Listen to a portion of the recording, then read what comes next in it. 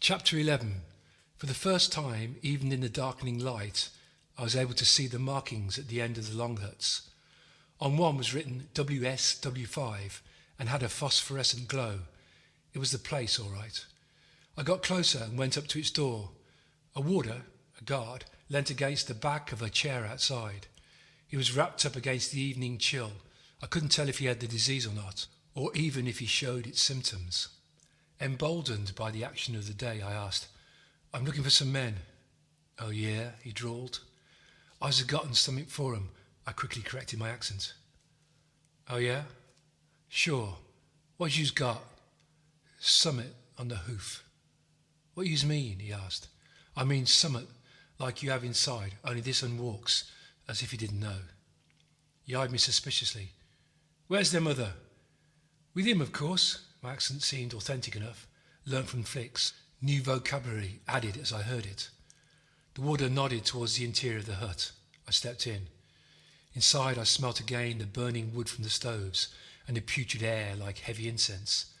The dark blinded me, but I saw the incandescent bodies in their neat rows, the glow from the fires, no sound, no movement, until...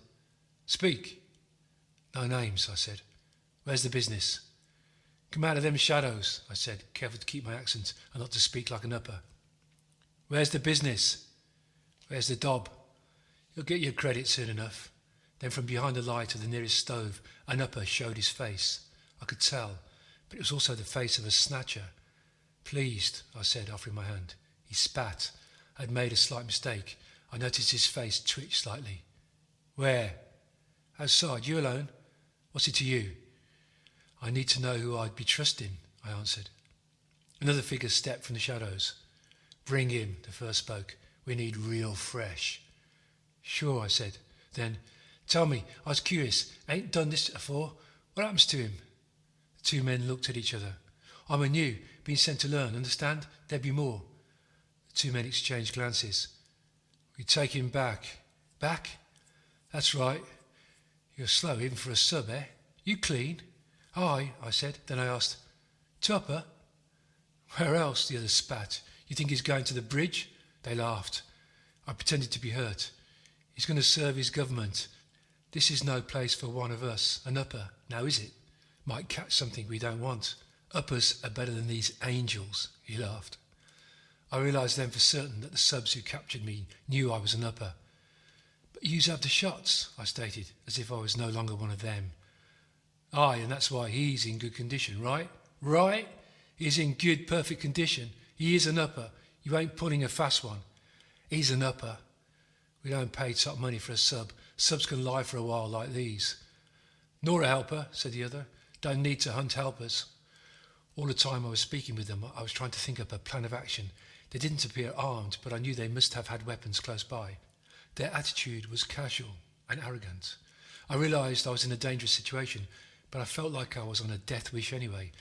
I felt my luck had to run out sometime. I was sure my life was over. "Lead the way, sub." "Sure."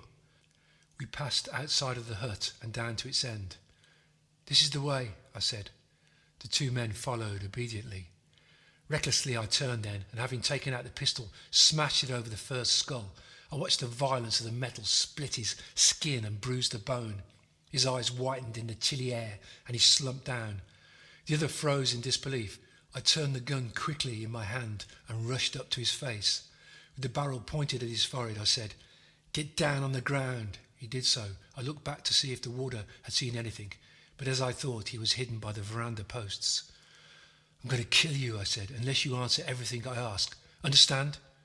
"Yes." "If you're lucky, you'll get no more than your partner. Make a loud noise or a move, and I'll blast you. Now, who are you?" "Jen," he spat.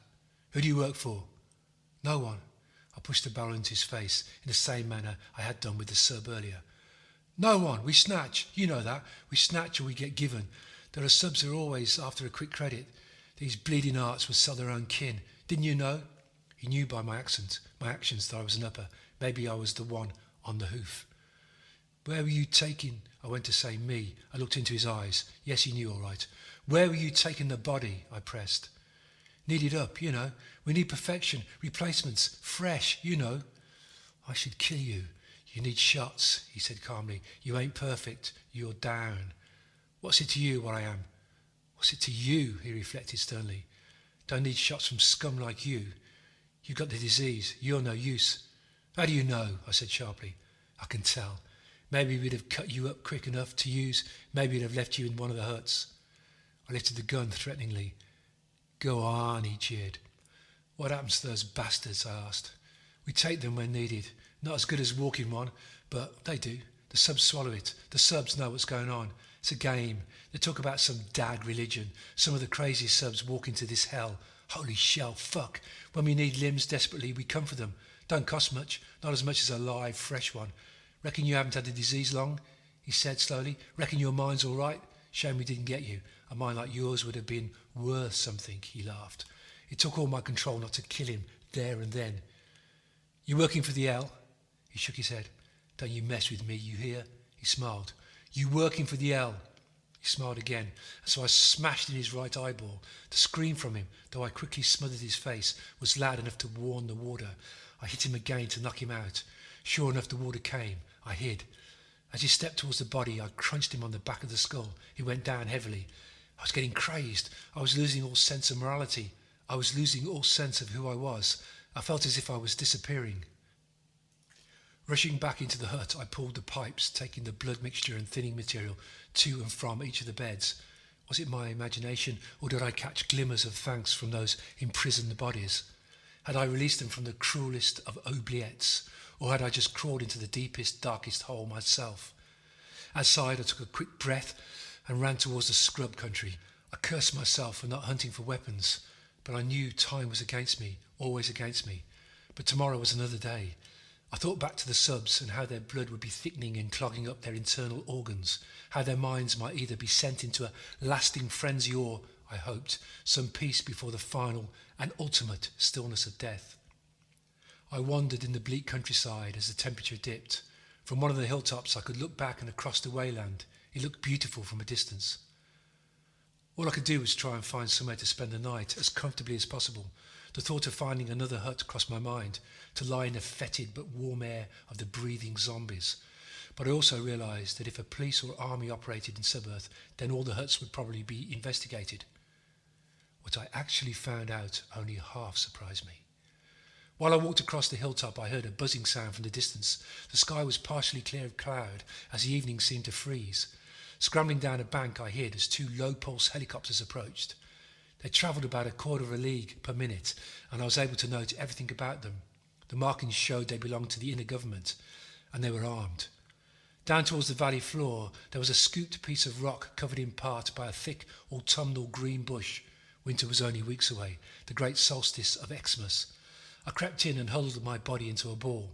The Nutri-bars I had, wafers thinner than the bullets, had also avoided detection, were quickly eaten, but their energy staved off most of the effects of the cold, at least for some hours.